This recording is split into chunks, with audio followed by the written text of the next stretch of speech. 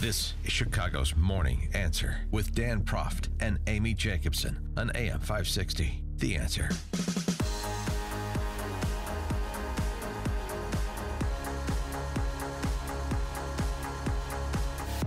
Top of the morning, Dan, and in for Amy this morning, Chicago Tribune editorial board member Kristen McQuarrie. And Kristen, Lanny Davis, Michael Cohen's representation of sorts, says Cohen will fix for food. Won't you open your heart? Please. We got a GoFundMe page because he's destitute now. He needs some help. Open your heart and your wallet. Could I just take one opportunity to remind everyone that Michael Cohen has suffered a tragic and difficult experience with his family. He's without resources, and we've set up a website called michaelcohentruth.com that we're hoping that he will get some help from the American people so he can continue to tell the truth. Yeah. Megyn Kelly's audience didn't seem like they were rushing to their smartphones to make a donation. No, and actually when you type in that address in your browser, it pops up to a Trump page. So somebody already circumvented that. Michael Cohen. Yeah. That's going to make Lanny Davis even more sad. They're going to have to work harder. They should just do the GoFundMe. Just do the traditional route, put up your sob story and write your book, and then we'll see what happens. Look, the real issue is, when is Lanny Davis going to admit that he's Saul Rosenberg from the Jerky Boys? You just heard Lanny Davis. Now here's Saul.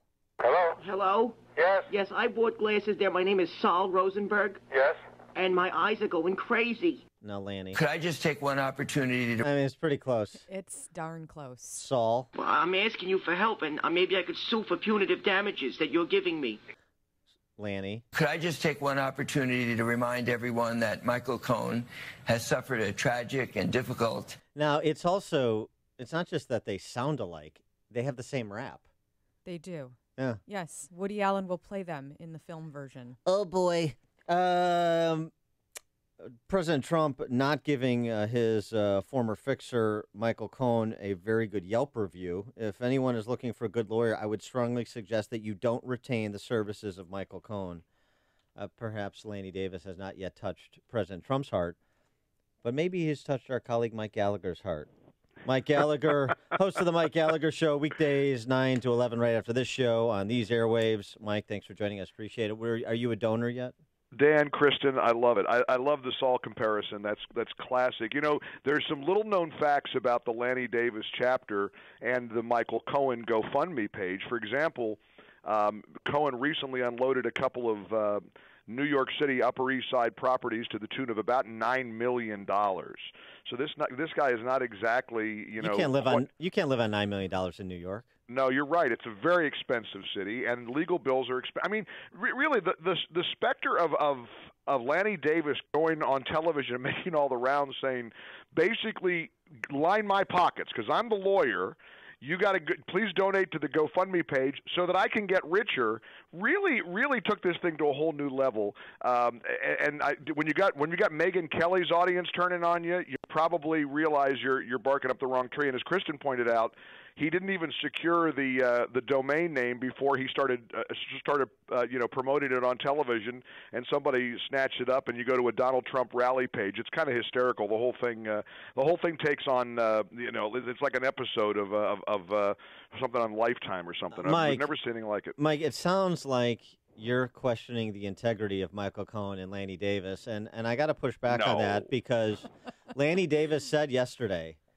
He said yesterday Michael Cohen would take no pardon from President Trump. Not that he has that choice. He doesn't have a choice, even if Trump wanted a pardon, which he doesn't. But he is not going to take a pardon. He would publicly repudiate a pardon because he has too much integrity to take a pardon from somebody who has devalued the presidency. Says the lawyer who hasn't tried a case in years.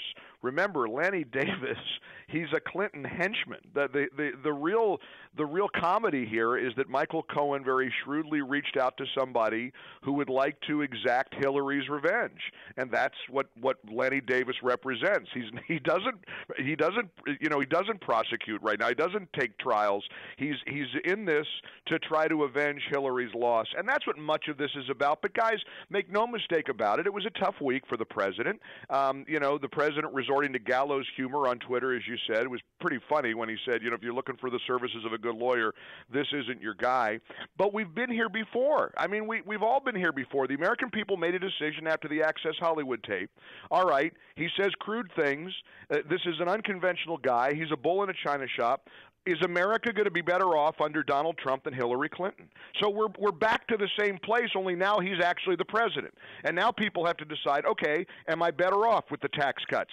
Am I better off with a roaring economy? Am I better off with the focus on border security? Am I better off at, hey, a Nazi, literally a Nazi guard, finally being deported under Donald Trump's watch? I've got the New York Daily News in front of me, an editorial this morning that says, thanks, Mr. President. And you have to know the New York Daily News, not unlike Chicago papers, hates Donald Trump. And yet they're saying, under Donald Trump's, tenure, finally this Nazi prison guard using ICE was deported to Germany, where they've been trying to deport him for many, many years. So those are the decisions people are going to have to make on November the 6th. And that's what this is all about. This is a referendum on the midterm election. And Democrats think they're fired up. They'll overplay their hand. They're going to pretend. Dick Durbin very graciously saying, now's not the time to talk impeachment. Oh, no, not yeah, right. Nice try, Dick.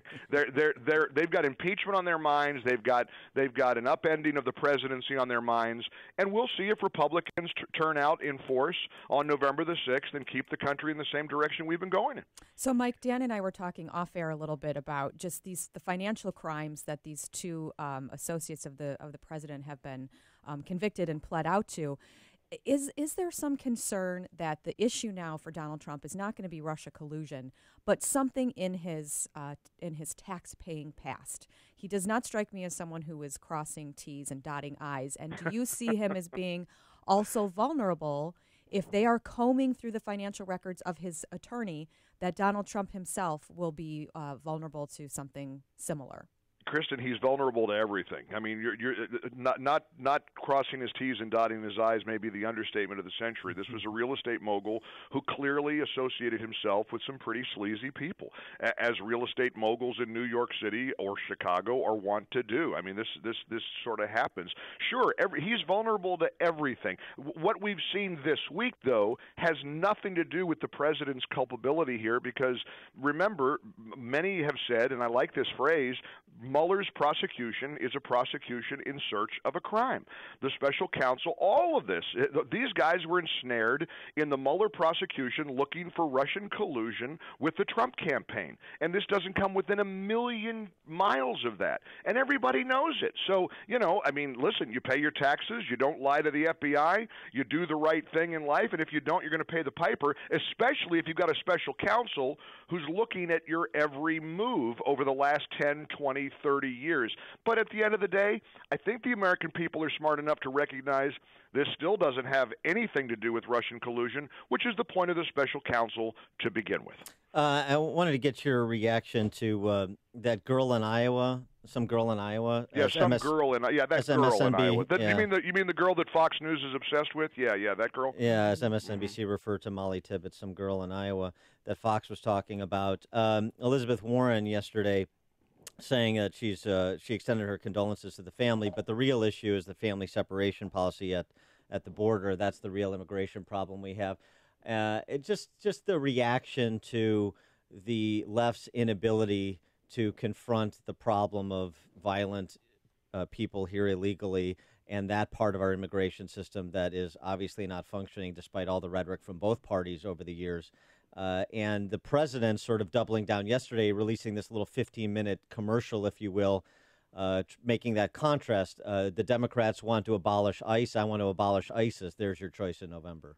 It's a great talking point. Nobody messages better than Donald Trump. Even for Elizabeth Warren, that was a shocking answer, and it's one that Republicans are going to use all the way through the midterm election. Democrats often on this issue of illegal immigration and even on the greatness of America can't get out of the way of themselves.